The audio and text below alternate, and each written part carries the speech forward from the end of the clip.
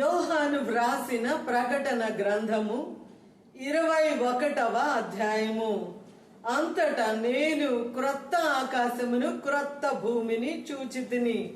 మొదటి ఆకాశమును మొదటి భూమియు గతించిపోయెను, సముద్రమును ఇకను లేదు. మరియు నేను నూతనమైన యెరూషలేము అను ఆ పరిశుద్ధ పట్టణము తన భర్త కొరకు అలంకరింపబడిన పెండ్లి కుమార్తె వలె సిద్ధపడి పరలోకమందున్న దేవుని యొద్ద నుండి దిగి వచ్చుట చూచితిని. అప్పుడు ఇదిగో, దేవుని నివాసము మనుష్యులతో కూడా ఉన్నది. ఆయన వారితో కాపురముండును, వారాయన ప్రజలై ఉందురు. దేవుడు తానే వారి దేవుడై ఉండి వారికి తోడయుండును. ఆయన వారి కన్నుల ప్రతి బాష్ప బిందువును తుడిచివేయును. మరణము ఇక ఉండదు, దుఃఖమైనను ఏడ్పైనను వేదన అయినను ఇక ఉండదు. మొదటి సంగతులు గతించిపోయినని సింహాసనములో నుండి వచ్చిన గొప్ప స్వరము చెప్పుట వింటిని. అప్పుడు సింహాసనాసీనుడై ఉన్నవాడు, ఇదిగో సమస్తమును నూతనమైనవిగా చేయుచున్నానని చెప్పెను. మరియు ఈ మాటలు నమ్మకమును నిజమునై ఉన్నవి గనుక వ్రాయుమని ఆయన నాతో చెప్పుచున్నాడు. మరియు ఆయన నాతో ఇట్లనెను, సమాప్తమైనవి, నేనే అల్ఫాయు ఓమేగయు, అనగా ఆదియు అంతమునై ఉన్నవాడను. దప్పికొను వానికి జీవజలముల బుగ్గలోని జలమును నేను ఉచితముగా అనుగ్రహింతును. జయించువాడు వీటిని స్వతంత్రించుకొనును. నేనతనికి దేవుడనై ఉందును, అతడు నాకు కుమారుడై ఉండును. పిరికి వారును, అవిశ్వాసులను, అసహ్యులను, నరహంతకులను, వ్యభిచారులను, మాంత్రికులను, విగ్రహారాధకులను, అబద్ధికులందరును అగ్ని గంధకములతో మండు గుండములో పాలు పొందుదురు. ఇది రెండవ మరణము.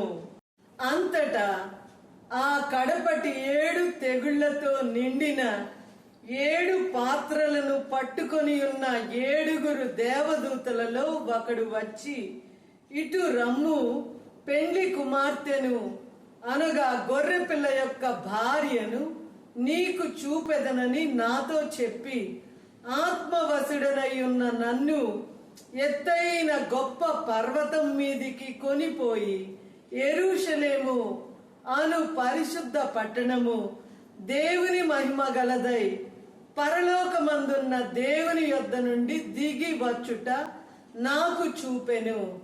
దాని అందలి వెలుగు దగ దగ మెరియు సూర్యకాంతము వంటి అమూల్య రత్నమును పోలి ఉన్నది. ఆ పట్టణమునకు ఎత్తైన గొప్ప ప్రాకారమును 12 గుమ్మములను ఉండెను. ఆ గుమ్మముల యొద్ద 12 దేవదూతలుండిరి. ఇశ్రాయేలీల 12 గోత్రముల నామములు ఆ గుమ్మముల మీద వ్రాయబడి ఉన్నవి. తూర్పు వైపున 3 గుమ్మములు, ఉత్తరపు వైపున 3 గుమ్మములు, దక్షిణపు వైపున 3 గుమ్మములు, పశ్చిమపు వైపున 3 గుమ్మములు ఉన్నవి. ఆ పట్టణపు ప్రాకారము 12 పునాదులు గలది.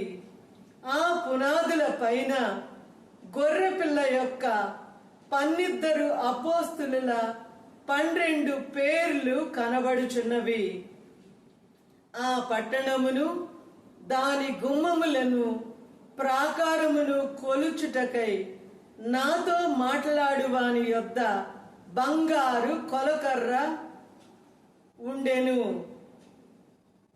ఆ పట్టణము చచ్చౌకమైనది, దాని పొడుగు దాని వెడల్పుతో సమానము.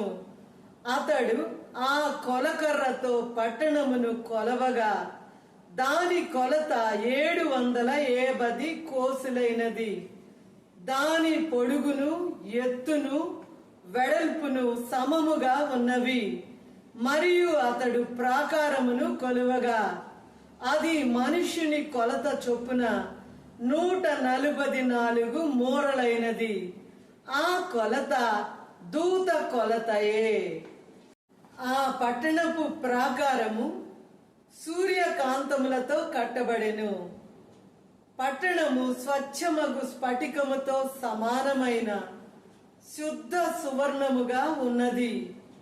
ఆ పట్టణపు ప్రాకారపు పునాదులు అమూల్యమైన నానావిధ రత్నములతో అలంకరింపబడి ఉండెను. మొదటి పునాది సూర్యకాంతపు రాయి, రెండవది నీలము, మూడవది యమునా రాయి, నాలుగవది పచ్చ, ఐదవది వైడూర్యము, ఆరవది కెంపు, ఏడవది సువర్ణ రత్నము, ఎనిమిదవది గోమేధికము, తొమ్మిదవది పుష్యరాగము, 10వది సువర్ణల సునీయము, 11వది పద్మరాగము, 12వది సుగంధము. దాని 12 గుమ్మములు 12 ముత్యములు, ఒక్కొక్క గుమ్మము ఒక్కొక్క ముత్యముతో కట్టబడి ఉన్నది. పట్టణపు రాజవీధి శుద్ధ సువర్ణమయమై స్వచ్ఛమైన స్ఫటికమును పోలి ఉన్నది. దానిలో ఏ దేవాలయమును నాకు కనబడలేదు.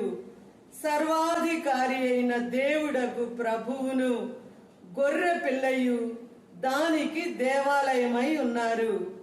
ఆ పట్టణములో ప్రకాశించుటకై సూర్యుడైనను చంద్రుడైనను దానికి అక్కరలేదు.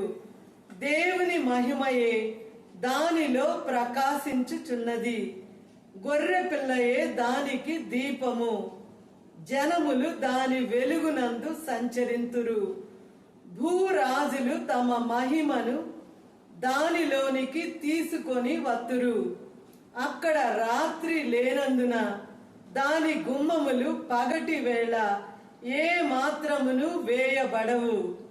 జనములు తమ మహిమను ఘనతను దానిలోనికి తీసుకొని వచ్చెదరు. గొర్రె పిల్ల యొక్క జీవ గ్రంథమందు వ్రాయబడిన వారే దానిలో ప్రవేశింతురు గాని నిషిద్ధమైనదేదైనను అసహ్యమైన దానిని అబద్ధమైన దానిని జరిగించువాడైనను దానిలోనికి ప్రవేశింపడు. హల్లెలూయా, ఆమేన్, హల్లెలూయా, ఆమేన్, హల్లెలూయా.